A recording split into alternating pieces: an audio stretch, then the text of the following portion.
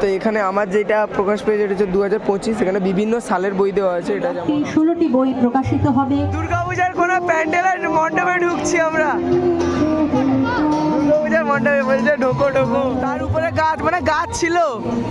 দেখ দিদি, আমার দিদি ব্লগ করার সময় ভয় পায়। দেখ দেখ মেয়ে ব্লগার দেখেছিস, যারা মেয়েরা ব্লগিং শুরু করে এখান থেকে ইন্সপায়ার হও। যেমনটা ঠিক কলকাতার শহর তেমনটাই এই কলকাতার বইমেলা। কি আছে কলকাতা ভেক্টি ফ্রাই যেটা হচ্ছে 100 বিভিন্ন জায়গার বিস্কুট। এটা কোন জায়গার বিস্কুট? জার্মান নিব, এটা জার্মানি থেকে এসছে। বাংলার ঘরে ঘরে কি হচ্ছে এখানে? মানে কুইজ হচ্ছে। পিসিচন্দ্র জুয়েলার্স শোনা হয়, আমরা জানতাম প্রথমবার আসে। এটা পুরো পিসিচন্দ্র জুয়েলার্স, মানে সোনা যেটা সেই পিসিচন্দ্র তো। এই ড্রোন কত কিলোমিটার যায়? 5 কিলোমিটার, মানে 5 কিলোমিটার যাওয়া প্রত্যেকটা ড্রোন। বম শুধু বম বম করে স্কুলে করতাম বম বম। কে বলুন তো, চিনতে পারছেন? প্রথম চাঁদে পা দিয়েছিল যিনি।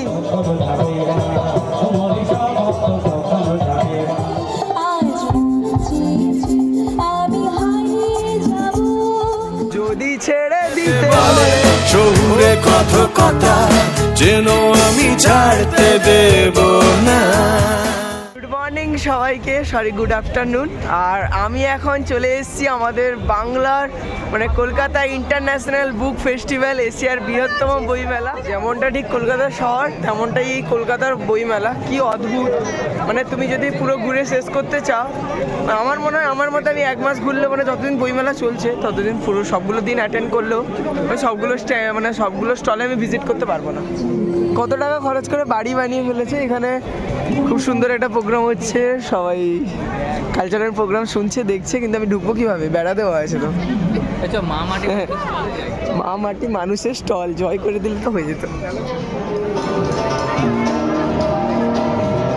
মনে হচ্ছে দুর্গাপূজার কোনো প্যান্ডেলের মণ্ডপে ঢুকছি আমরা, দুর্গাপূজার মণ্ডপে বলছে ঢোকো ঢোকো।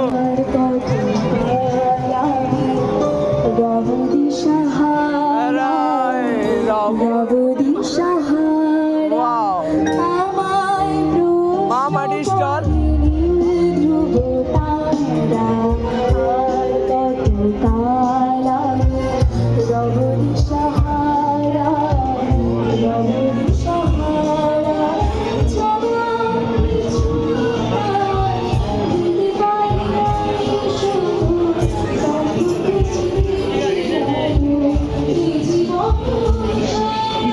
মাননীয় মমতা ব্যানার্জির প্রত্যেকটা সময়কালের প্রত্যেকটা ছবি, কখনো আহত ছবি, কখনো আন্দোলনের ছবি, কখনো জেগে ওঠার ছবি, কখনো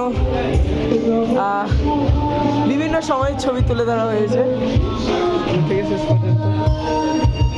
এবং তার সমস্ত বই বিক্রি হয়েছে।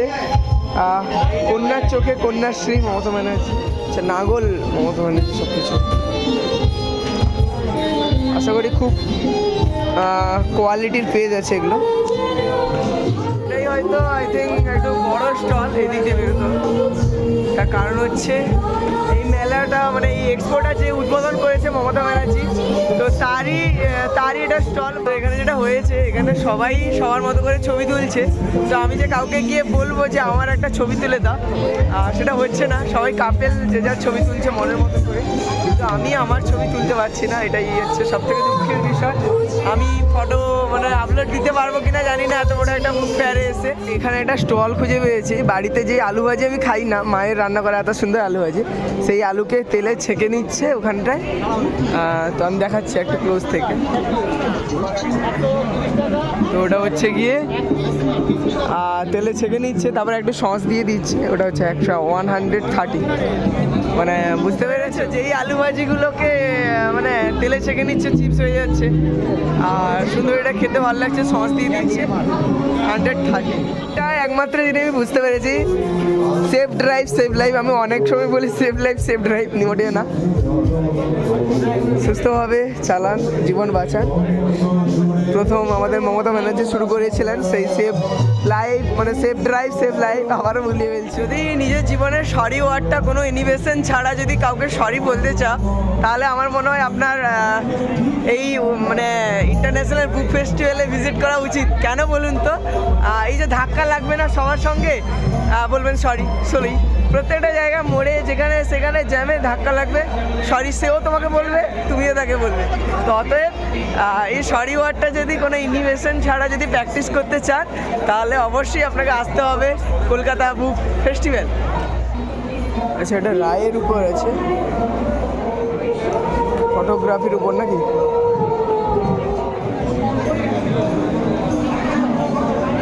মানুষ কতটা মনোযোগ দিয়ে একটা বই খুঁজতে পারে সেটা দেখো।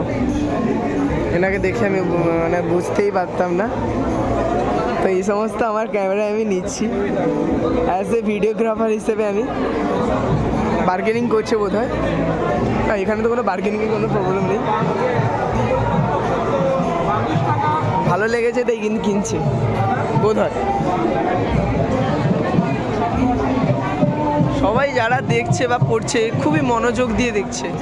আমরা যারা ভাবি কিংবা আমরা যারা বলি যে এই ইন্টারনেটের দুনিয়াতে কারাই বা বই পড়ে বা কারাই বা সময় পায়, তাহলে আমার মনে হয় এই বই মেলাতে এত এত এত এত মানুষ আসতো না নিশ্চয়ই।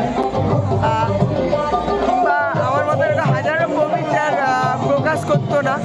তো সেটা একটা বড় প্রমাণ, মানে আজকের এই ডিজিটাল দুনিয়াতেও কিন্তু সেই বই যে কতটা প্রয়োজন বা কতটা এন্টারটেনমেন্টের জায়গা করে নিতে পারে বা কতটা শিক্ষা দিতে পারে, পুঁথিগত হোক মনুষ্যত্ব হোক, সমস্ত শিক্ষাই কিন্তু আমরা বই থেকেই কিন্তু পাই। কেউ যদি রামকৃষ্ণ মিশনে বই মানে লেখা প্রকাশ করতে চাও, তাহলে এখানে আমি নাম্বার শো করিয়ে দিচ্ছি, দেখে নিতে পারো। তবে কিন্তু আধ্যাত্মিকতার উপরে লেখা কিন্তু চাই না, নাম্বার না, এখানে পুরো অ্যাড্রেস দেওয়া আছে, তোমাকে চিঠি লিখে পাঠাতে হবে। তারপরে কিন্তু মহারাজ যিনি আছেন তিনি কিন্তু আপনাকে ডাকবে ওখানে কথা বলার জন্য।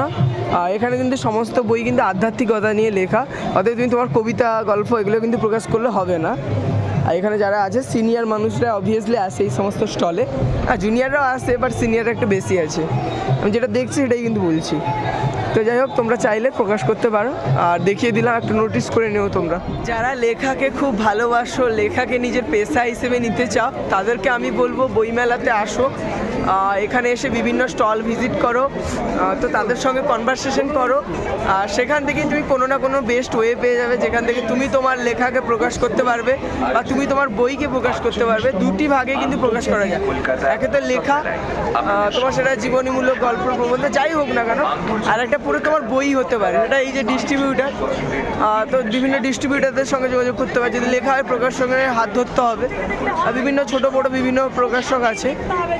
আমি যেরকম এবছর বিশ্ববন্ধু বিশ্ববন্ধু পত্রিকা আমি প্রকাশ করলাম, আমার কবিতা গল্প দুটোই একটা পত্রিকায় প্রকাশ করেছি, ঠিক তেমনই কিন্তু বিভিন্ন প্রকাশক আছে আর যারা কিন্তু বসে আছে তোমাদের খোঁজে। তোমরা প্লিজ আসো, এখানে বাড়িতে বসে কিছু হবে না। প্রথমত কথা হচ্ছে এই জায়গাটা যে আমার আইডল সুনীল ছেত্রী, ফুটবলের সেই আমাদের ইন্ডিয়ান ফুটবলের ক্যাপ্টেনশিপ করে গেছেন, বিশ্বের 3 নম্বর গোল করেছেন যিনি, রোনাল্ডো মেসির পরেই কিন্তু সেই সুনীল ছেত্রী। এটা হচ্ছে নিউজের ভগৎ সিং শহীদ। এটা হচ্ছে শরৎ বুক ডিস্ট্রিবিউটার, ইংলিশ পত্রিকা ওদের। ঠিক, সব ইংলিশ পত্রিকা, এরকম একটা পত্রিকা আমার দরকার ছিল। 365 দিন প্রকাশন, একটা বছর।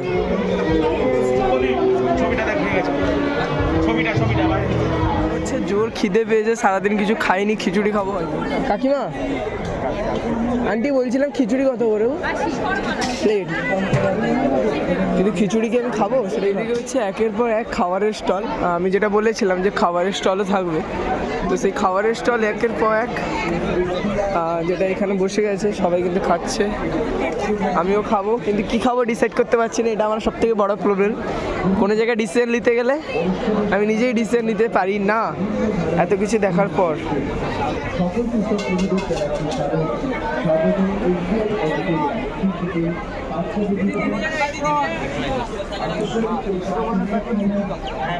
চিংড়ির কিছু আছে এধারে, ওয়েস্টার্ন খাবার এগুলো। রাইস ফ্রাই হবে, চিংড়ি কাঁকড়া। এখানে হয়েছে মেনু কার্ড দেওয়া হয়েছে, চ্যাট মানে যেটা মেনু কার্ড বলতে পারো, স্ক্রিনে দেখানো হচ্ছে। কলকাতা ভেটকি ফ্রাই হচ্ছে, ভেটকি ফ্রাই যেটা হচ্ছে 145 টাকা। প্লেটার হচ্ছে গিয়ে তোমার 179 মানে 179 টাকা।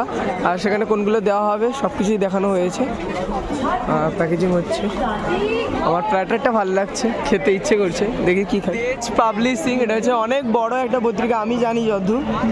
তারা আমাকে এটা দিল, এখানে স্ক্যান করলে নাম্বার নাকি পাবো, সেখান থেকে কন্ট্যাক্ট করতে পারবো। চাইলে তোমরা করে নিতে পারো, এখান থেকে তোমরা বই পাঠাতে পারো, লেখা কিনতে পারো, সব কিছুই করতে পারো। ম্যাডাম বুঝিয়ে দিল আমাকে খুব ভালো করে। লাইন দিয়ে ঢুকতে হচ্ছে, আমার দেরি হয়ে যাবে, আমি ঢুকবো না এতটা লাইন দিয়ে। দেখো দেখো মানে একটা পাবলিশিয়ানে ঢোকার জন্য লাইন দিতে হচ্ছে, কত বড় একটা লাইন, কত বড় লাইন, শেষ হয়নি, ওখানটায় চলে গেছে।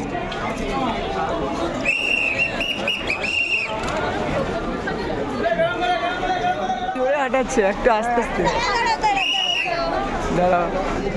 লিটল ম্যাগাজিনের সামনে আর লিটল ম্যাগাজিনের সামনে আরে দাঁড়িয়ে যা।